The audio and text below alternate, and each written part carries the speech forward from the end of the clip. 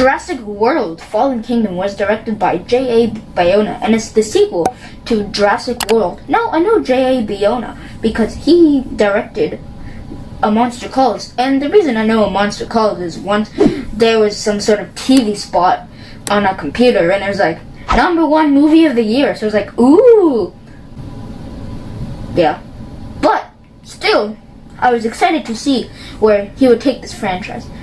Remember, this is just my opinion, it's in nobody's opinion, it's just my opinion. Without further ado, let's get in. Let's start with some of the positives.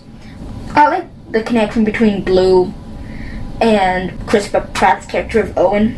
I found that was done very well and conveyed a ton of emotion. It was actually heartbreaking at times. And the emotion through Blue and Owen was done very well in my opinion.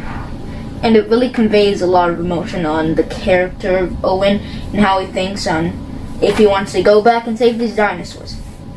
Now, sadly, I do have a few flaws with this movie. First off, I find that this movie feels more like setup to the third one rather than telling its own story. Sadly, nothing really here deepens any of these characters or their thoughts. At the start of the movie, they're the exact same way they are at the end. Most of them are a bit flat and aren't explored enough. As well as the villains. I find that the villains of this movie should have been explored quite a bit more. At the start they kind of were, but at the middle they were kind of just left there and kind of reduced to a one-dimensional villain who we didn't know the most about or just any reasons of why they wanted this. So sadly there wasn't the most compelling of characters or villains because nothing exactly here or any of the experience here deepened the story, so it could feel like setup for the next one. Because many things that happen here, you could just tell, like, oh, I see what you're doing there. New movie, so it struggles to tell its own cohesive story on its own. I find that each trilogy, or really each good franchise, each movie tells its story of its own while carrying and passing the baton. Here I find that this movie struggles with that. It just passes the baton without carrying it.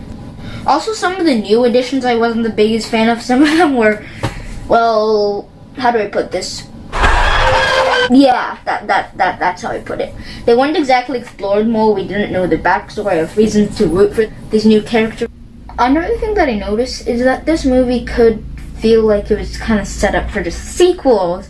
Like, the whole plot here is that there's a volcano about to explode. So, you're telling me that there's a volcano there and they still put the dinosaurs in these little new blood. I don't have a big problem with it because, you know, at time they thought it wasn't like eruptive, but still I'd be a bit cautious. And also, couldn't they just transport the dinosaurs to Isla Sorna? I mean, that's close by. Oh, I think I know why they didn't move the dinosaurs to Isla Sorna.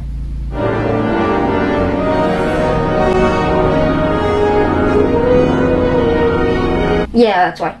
As well as really that this movie is more horror, and it goes for quite a bit more scares. The problem with that is it moves quite a bit of the discovery and sense of awe that the first one had. It's like dinosaurs are gonna kill. As well as I always love the ideas of exploring these dinosaurs and if bringing back dinosaurs is actually good. Here, they kind of explored, but then they kind of just left it, so it could also feel like setup for something that was going to be concluded. I understand setup, but I feel like this movie should have its own interpretation of it that would kind of impact what will happen later. I just find that the whole idea should have been explored more, because right after just goes straight to action, then a whole different kind of plot. But by far the biggest from the movie for me is the fact that the middle act is like stretched out so much. The first act and the whole movie is kind of split into a weird format. The first act had a sense of urgency. It was everything on the island. I was a fan of that, even though there wasn't much character development. But at least it has a whole sense of urgency and big tension. The second act there was really just people buying dinosaurs, and then I kind of regained control in the third act. Everything was just kind of stretched, I find, too far out. There wasn't exactly a huge sense of urgency. Pacing and the movie could have seemed to just screech to a halt. The format of this movie also felt a bit weird because it was like two different plot lines in 3 acts.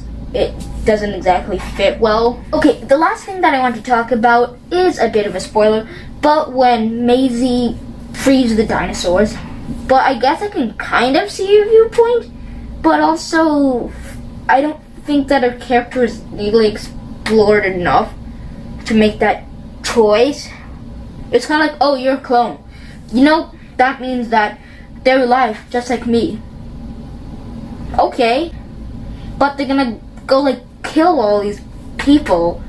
Overall, I was disappointed by Fallen Kingdom, and I'll give Jurassic World Fallen Kingdom a C-. Quick soundtrack review. This soundtrack actually really surprised me with how good it was. Michael Giacchino really nailed it here. The soundtrack has more of a sense of mystery with one cue and leitmotif that really had a large sense of mystery.